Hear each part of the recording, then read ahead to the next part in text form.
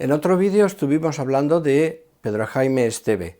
Esto me recordó la existencia de otro médico llamado Francisco Villanueva Esteve, cuya vida transcurrió entre la segunda mitad del siglo XIX y los primeros años del siglo XX. La historia no solo la escriben grandes figuras, este es un caso que merece ser recordado.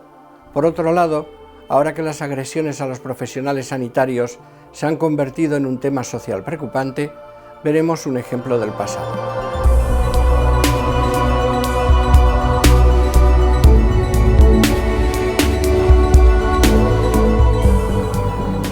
Nos encontramos en la calle Félix Pizcueta. Se habla de la calle Félix Pizcueta, pero algunos periódicos hablan de la continuación de la calle Félix Pizcueta.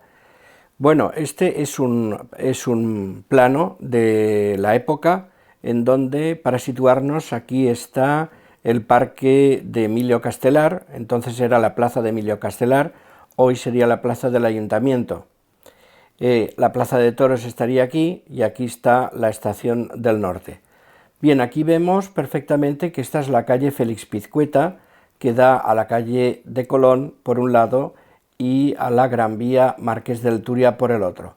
Y luego, frente a esta calle, tenemos una que aquí no tiene ningún nombre y que podría ser perfectamente la continuación de Félix Pizcueta. Aquí lo vemos con más detalle, Félix Pizcueta, Marqués del Turia, y esta calle que no tiene nombre, que ahora se llama de Gregorio Mayans. Son algo más de las 8 de la mañana del día 10 de febrero de 1915, miércoles.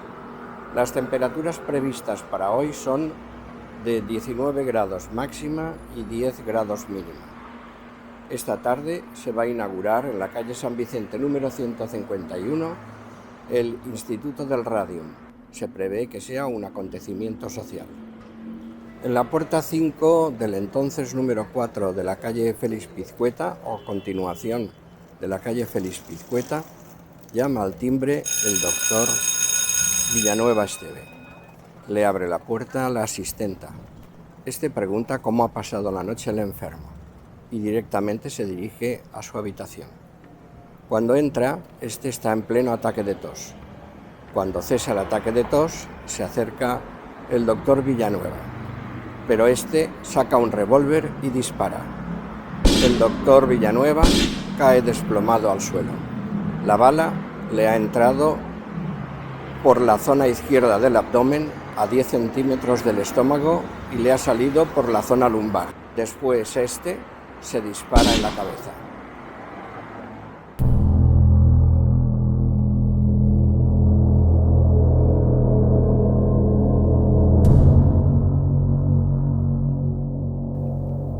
Villanueva era el médico de la familia, don Paco le llamaban. Desde hacía 8 días iba a ver al enfermo a quien había diagnosticado una pulmonía. Sin embargo, no mejoraba. Ricardo se preguntaba si se había equivocado en el diagnóstico. Esta idea se hizo obsesiva.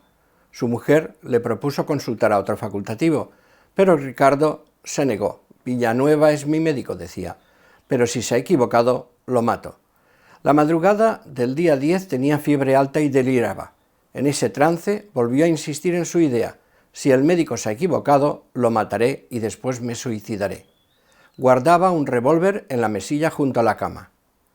Su mujer, preocupada, intentó quitárselo mientras parecía dormido, pero el enfermo despertó y le obligó a que lo dejara en su sitio. Nerviosa y alterada, se marchó al comedor. Cuando escuchó que llamaban al timbre, Ricardo cogió el arma y la guardó bajo las sábanas. Después ya sabemos lo sucedido. Ricardo no murió inmediatamente. La agonía se prolongó en su casa hasta las 16 horas. Tras practicársele la autopsia, el entierro se celebró al día siguiente. El ruido de los disparos alarmó a la familia y a los vecinos. Imagínense la escena. Viendo que Villanueva estaba vivo, él mismo solicitó que lo llevaran a la casa de socorro de la Glorieta. Fue trasladado en un carruaje. Estamos aquí en la Glorieta, un jardín de la ciudad de Valencia, que fue creado por el general Suchet, que gobernaba la ciudad durante la invasión de las tropas francesas en lo que se conoce como Guerra contra el Francés o Guerra de la Independencia. En 1895, el arquitecto Antonio Ferrer González construyó aquí mismo, donde estoy, una casa de socorro, conocida como la Casa de Socorro de la Glorieta. Estaba situada entre el café y la verja que daba a Capitanía. Esa verja hoy forma parte del Jardín de Viveros de Valencia. En la Casa de Socorro, el doctor Villanueva fue atendida por su director, el señor Pablo Tomás Barrachina, y por el médico Vicente Benito y por su compañero o colega Vicente Carsi. Villanueva vivía muy cerca de aquí, vivía a unos pasos aquí en la calle de la Paz. Rápidamente acudieron al lugar los hermanos Enrique y Emilio López Sancho, Vicente Navarro, Francisco Brugada, José Picazo, Modesto Cogollos, Ramón Gómez Ferrer y algunos otros, así como el alcalde de la ciudad, Francisco Maestre. Entre todos determinaron su traslado a la Clínica de la Salud de la calle del Grao, la clínica que había creado Manuel Candela, que se llamaba Clínica Candela o Instituto Candela, con el fin de intervenirle quirúrgicamente. A las 2 de la tarde, Enrique López Sancho, catedrático de ginecología, le practicó una laparotomía para ver el alcance de los daños. Tenía afectado el colon.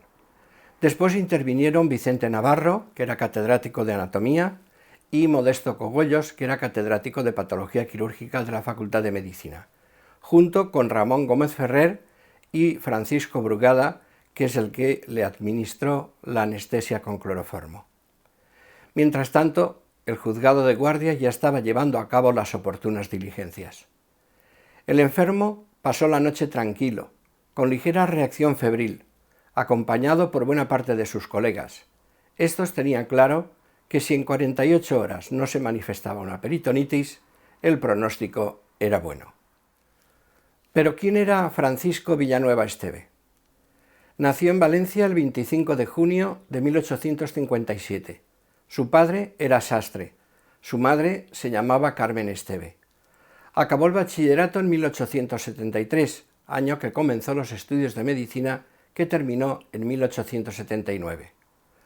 Tuvo sobresalientes, notables y algún aprobado. En el examen de licenciatura obtuvo la calificación de sobresaliente. Se presentó después al premio extraordinario que ganó. Para pagarse los estudios y ayudar económicamente a la familia, dio clases particulares y también trabajó como auxiliar en la facultad. En el curso 1879-80 realizó el doctorado en Madrid, pero no disponiendo de medios para seguir la carrera académica, puso una consulta privada que pronto gozó de gran éxito y prestigio. También concurrió a las oposiciones del Cuerpo de Sanidad Municipal y llegó a ser subinspector. Fue elegido académico de número en 1887. Leyó su discurso de ingreso el 11 de marzo de 1811. Le contestó Constantino Gómez Reig. Representó a la Academia en la Junta Provincial de Sanidad y en 1908 fue elegido secretario perpetuo de la Academia. También fue miembro del Instituto Médico Valenciano, donde realizó una actividad intensa. Fue presidente de la sección de Higiene y Epidemiología en 1899, a la cual pertenecía como vocal desde 1885, desde el año de la epidemia de cólera. Fue vicepresidente del Instituto entre 1905 y 1907. En 1909 y 1910 fue presidente de la sección de Medicina. Después, por la dimisión de José Chabás, fue elegido para dirigir nuevamente la sección de Higiene y Epidemiología para el periodo de 1912-1913. En la celebración del 50º aniversario de la fundación del Instituto, en 1893, fue elegido para leer el discurso que trató el tema de la influencia moralizadora de la higiene.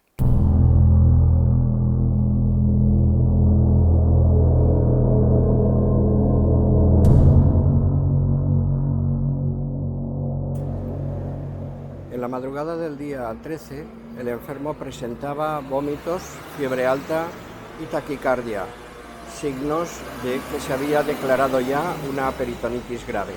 Algunos dicen también que se produjo una pulmonía. Conociendo ya a sus colegas el mal pronóstico, recomendaron trasladar al enfermo con todo cuidado a su casa de la calle de la Paz, número 44. Fallecía a las 7:30 de la tarde de ese día.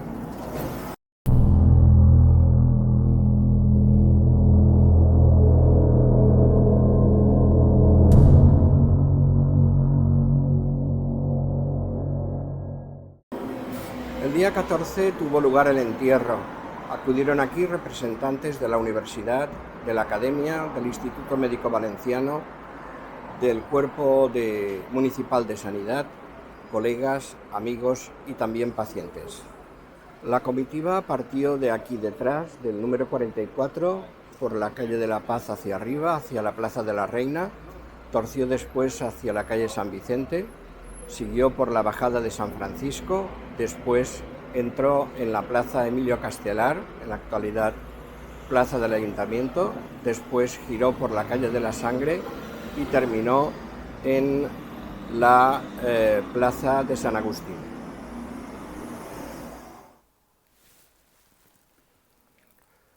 La Academia de Medicina organizó una sesión necrológica a la que invitaron a participar también al Instituto Médico Valenciano, al Cuerpo de Sanidad Municipal y a la Universidad.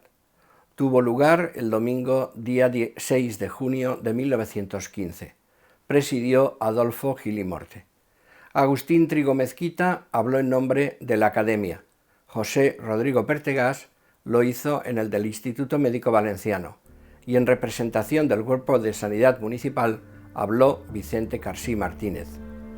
Se inauguró después una lápida de mármol en la que se podía leer: al académico Francisco Villanueva Esteve, mártir de la profesión médica, la Real Academia de Medicina de Valencia tributa este recuerdo, año 1915.